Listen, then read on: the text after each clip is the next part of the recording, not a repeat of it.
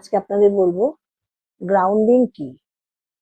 Grounding হলো mother আর্থের সঙ্গে হিলারের একটা সম্পর্ক বানানো।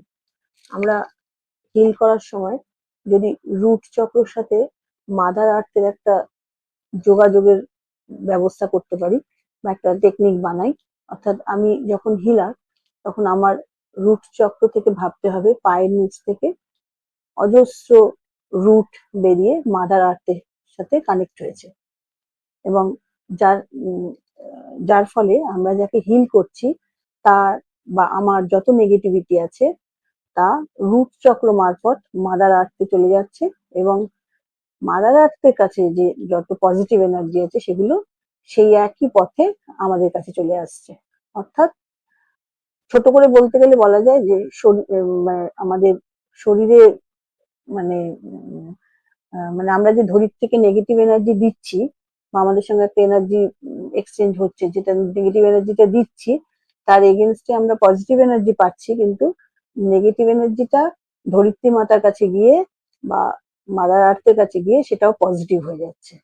এবং আহ, উম, আহ, এই ঘটনাকেই বলে গ্রাউন্ডিং। আজকে বলবো যে আমরা যদি হিল করি, হিলিং করার পরে আমরা যদি গ্রাউন্ডিং না করি তাহলে কি কি হতে পারে। আমরা যদি গ্রাউন্ডিং না করি তাহলে আমাদের লেথার্জি আসে, ক্লান্তি লাগে, ঘুম হয় না, উইক লাগে, আর কোনো কাজেই মন লাগে না।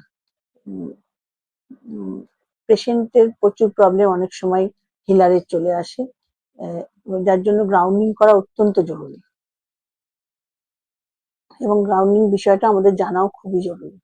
গ্রাউন্ডিং গ্রাউন্ডিং এর মেডিটেশন আছে প্রচুর, ভীষণ ভালো ভালো মেডিটেশন আছে, কিন্তু আজকে যেটা অতটা কথার মধ্যে যাচ্ছি না। আজকে এটুকু বলবো যে আমরা যদি সকালবেলা উঠে খালি পায়ে, মানে পায়ে কিছু না দিয়ে একদম খালি পায়ে ভেজা ঘাসের ওপর দিয়ে যদি আমরা হাঁটি, তাহলে ডাইরেক্ট মাদার আর্থের সাথে আমাদের একটা এনার্জি এক্সচেঞ্জ হয়, যার জন্য সেই সময় আমরা আমাদের মাদার আর্থের থেকে আমরা পজিটিভ এনার্জি প্রচুর পরিমাণে পাই এবং অনেক বহু লোক ওই জন্য সকালবেলা হাঁটে এবং আমাদের নেগেটিভ এনার্জি গুলো মাদার আর্থে চলে গিয়ে সেগুলো পজিটিভ হয়ে যায় এবং সেখানে একটা নেগেটিভ এনার্জির এক্সচেঞ্জ হয়ে যায়।